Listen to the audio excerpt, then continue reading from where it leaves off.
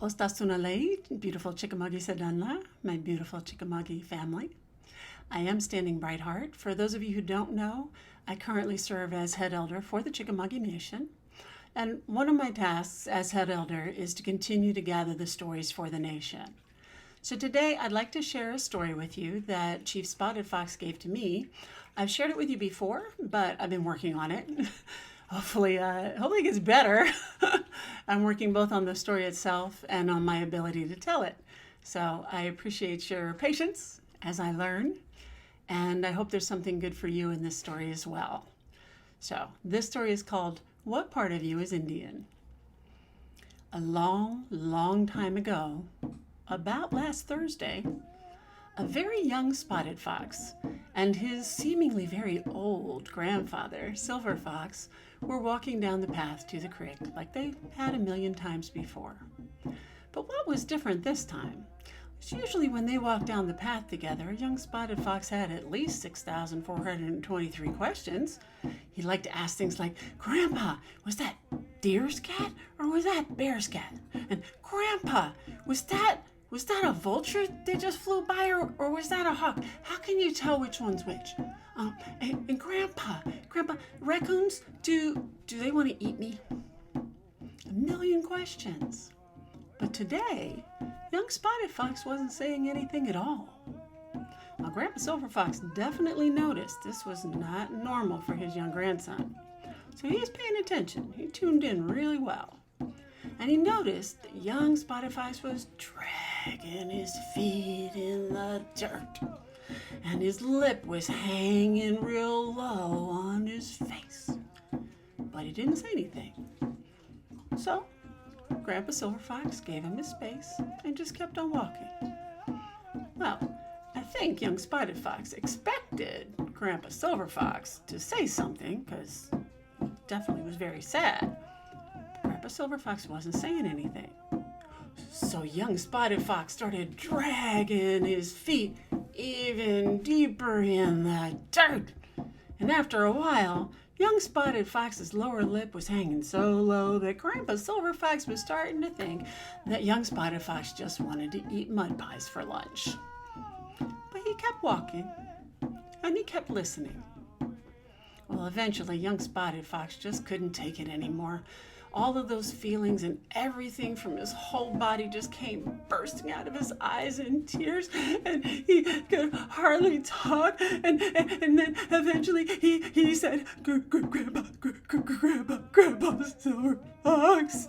Grandpa Silver Fox said, Yes. Grandpa Silver Fox, you're the real engine, right? Now, Grandpa Silver Fox was a little confused by the question, so he, took a good thought inside. Sure enough, yep, I'm a real Injun. And tried to keep walking, but young Spotted Fox was still leaking out all his feelings from his eyes and having a really hard time talking. So he said, Grandpa Silver Fox, my cousins, they real engines, right? They real engines. And he cried even harder. Grandpa Silver Fox's heart was breaking, but he wasn't quite sure where young Spotted Fox was going with this. But he said, yep, last time I checked, real engines. Grandpa Silver Fox, young Spotted Fox finally got out. I'm not a real engine. I'm only part engine. And he melted into tears. Grandpa Silver Fox stopped. And he looked at young Spotted Fox. He looked him up. And he looked him down. And he looked him up. And he looked him down. Then he walked around to his left. And then he walked around to his right. Oh, said Grandpa Silver Fox. I see it. It's your elbow, right? Your elbow, that's the engine part. Young Spotted Fox tried really hard to be mad because he felt like Grandpa Silver Fox was making fun of him. And he was already hurt. So he put on his mad face. Silver Fox tried really hard not to laugh because he knew that young Spotted Fox was hurting. So he said, "No, I see it. It's your neck. I ain't never seen a neck more Injun than that neck. That's an Injun neck and an Injun elbow, right?" Young Spotted Fox tried even harder to put on his mad face, but it was getting harder and harder to do. He's cracking a smile, but he's trying not to. He's going to be mad. "I'm going to be mad. I can be mad." Eventually, Grandpa Silver Fox says, "I got it." And he takes his finger and he poked young Spotted Fox right in the belly. "It's your belly. That's an Injun belly. It's an Injun belly." And he poked it again. An Injun belly, poked it again until Spotted Fox couldn't help but to laugh.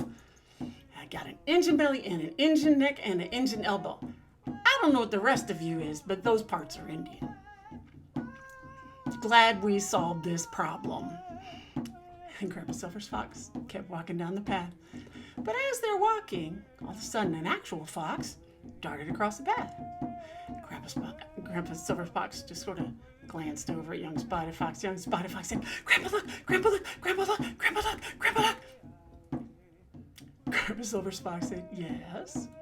And young Spotted Fox said, "It's a fox. It was a real fox. It was a fox just like me. It had spots. It had black spots, and it had red spots, and it had silver spots, and it had white spots. It was a spotted fox. It was just like me." And he was all excited till Grandpa Silver Fox said, "Oh, no, grandson." Just confused Spotted Fox. "No, that's not a fox. A young man once told me that's only part of a fox. I don't know what the rest of it is, but it's only part of a fox." Grandpa Silver Fox smiled. Young Spotted Fox laughed. And on they walked down the path. And ever since that day, young Spotted Fox walked at least a few inches taller, with his chin held just a few inches higher. And ever since that day, that Spotted Fox has been asking that same question as people get gathered and gathered and gathered back home to the nation. And so I'll ask you, Chickamauga Nation, what part of you is Indian? Thanks for spending this time with me. I hope to see you again soon. I will be around online, hopefully more than I have been. I'll do my best. But I'll be thinking of you all and lifting you all up. Take good care now.